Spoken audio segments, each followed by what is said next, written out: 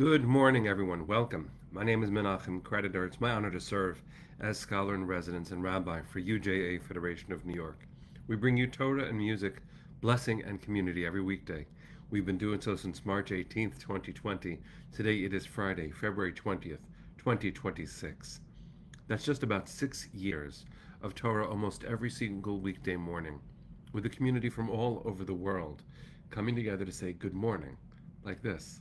Tracy and David, Susie and Barbara, good to see you. Hi, Tara. Hi, Arlene. Always well. I'm not sure your name, but it's good to see you. Welcome. Lydia, Jonathan, welcome, friends. Let's see who's also here, maybe on Facebook, so we can say good morning there. Karen, nice to see you. Rosa, sending love to you in Malta. Linda and Arlene, good to see you. Thank you. It's good to be back. All right. Let's see who else is here. And then, all right, Rebecca, welcome. Good to see you. Michelle. All right. Neil, nice to see you, my friend. All right. I'm going to take a breath, sing a bracha, learn some Torah. Oh, a lot of people just showed up on Facebook. Let me say a few quick hellos. Minna and Judy, Deborah and Barry. Fabrice, sending love to you in Paris. All right. Haven't picked up the guitar. Hopefully it's in tune.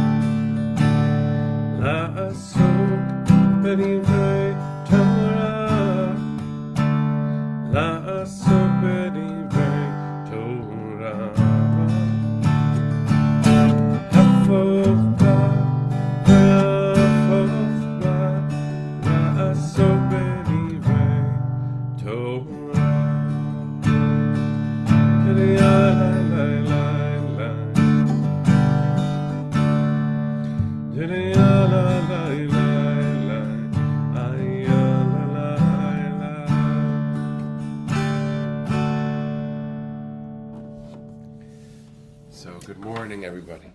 Really good to see you. Good to be back in New York. I want to send a very, very quick bracha to our friend Jack, who just shared that his wife was in an accident just now, and thank God is okay. So he's on the run to her. Thank you for sharing with us. We're thinking of you.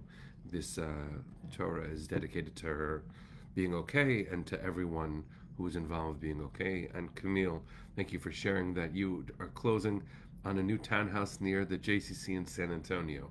Birkat Habayit indeed, a blessing for your new home. Mazel tov. It's good to see all of you. It's good to see you at 9 o'clock. I'm not sure exactly where or when I might be. It seems like today is tomorrow in Australia, so I appreciate being able to be with all of you wherever I might be. It is a very strange feeling to have to organize my time, but it is a beautiful anchor to know that every day we have each other. And I wanted to begin with that acknowledgement. What a powerful thing it is, no matter where we are, to know that we have each other. I calculate the time and I press go live on this broadcast, and there are such special people ready to learn Torah and to share time and what's going on with your lives. So to Jack and Camille, and Arlene is in DC spending time with her daughter and granddaughter, this is what it is to be part of community. And I learned, though I knew this already, what a powerful thing it is to see this as true elsewhere in the world too. Being in Australia with my beloved sister and brother-in-law and their daughters was an incredible experience. I get to thank Kim for making this possible. She's here now. Thank you for that gift that you just gave my family. And now I'm back being able to channel everything that I experienced, including the comfort that in our name I was able to offer in Australia. I went to shul last Shabbat at the Masorti shul called Emmanuel in Sydney. And the community there, just knowing that there was a rabbi from New York who wanted to offer comfort, was already comforted. And so as we travel together, you should know that that is manifest. People actually feel it. What a powerful and precious thing it is to be part of a loving community and to carry that message forward. And that is a good segue into one message from the Torah portion from the Parsha. In Parsha Terumah, which we read this week, the dedication is not yet of the temple, of the portable temple, the portable tabernacle called the Mishkan, but we begin building it. And the end of Shemot, the end of the book of Exodus, is really dominated by the construction of the Mishkan. It's made of fabulous materials, including lapis lazuli, which is a rich kind of blue in the ancient world, a very precious color. It includes animal skins and weavings and gold. It is just, to use a word, iconic. And at the center of it all, in the Holy of Holies, which we construct and deconstruct and construct and deconstruct, because after all, this was a portable Mishkan. The Holy of Holies moved wherever we moved.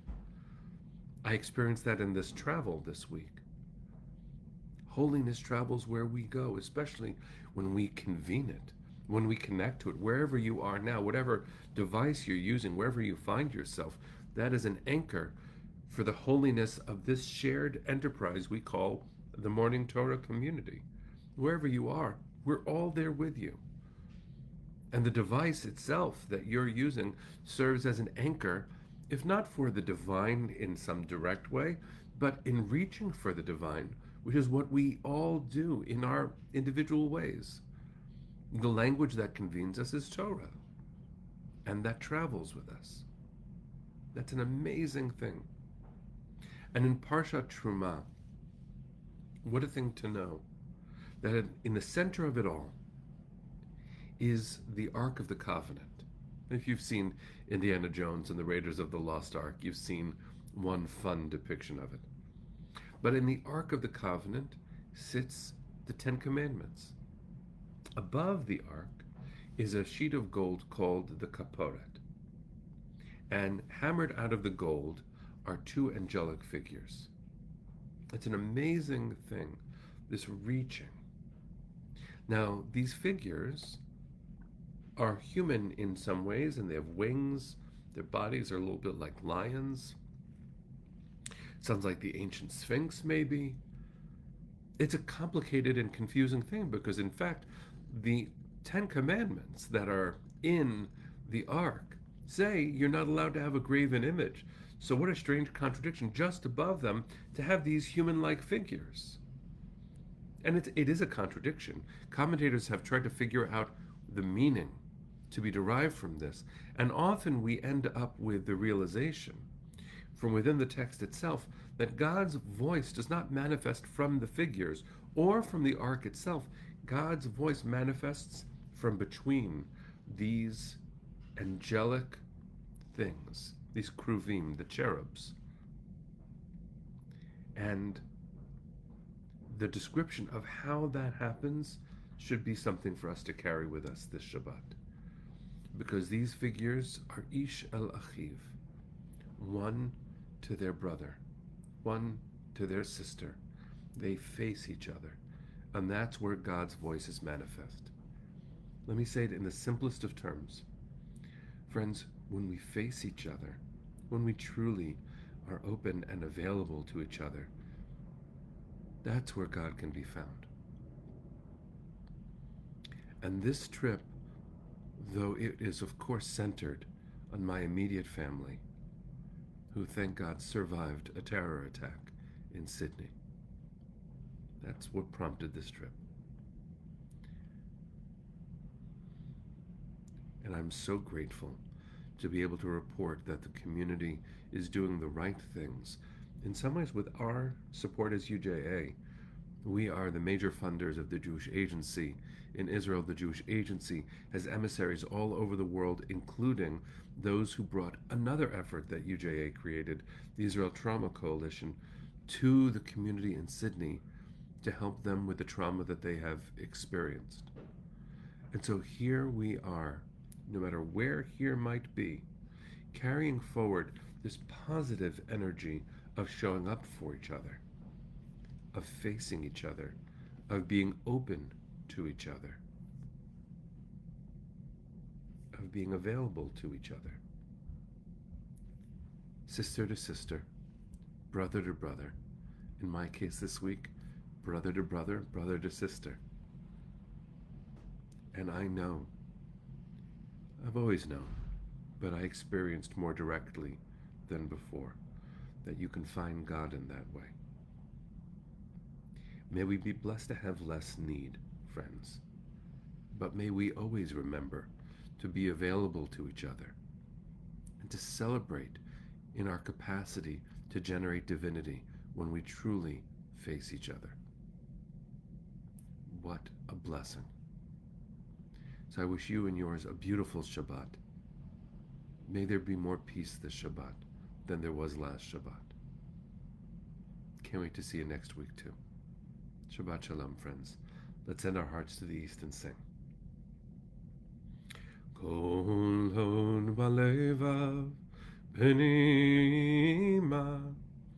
nefesh Yehudi homia ulefatei mizrach kadima ayin letzion tzofia od lo avda tikvateinu hatikva bat shnot alpayim להיות עם חופשי בארצנו, ארץ ציון וירושלים. להיות עם חופשי בארצנו, ארץ ציון וירושלים. עם ישראל חי. Shabbat Shalom, my friends. See you next week.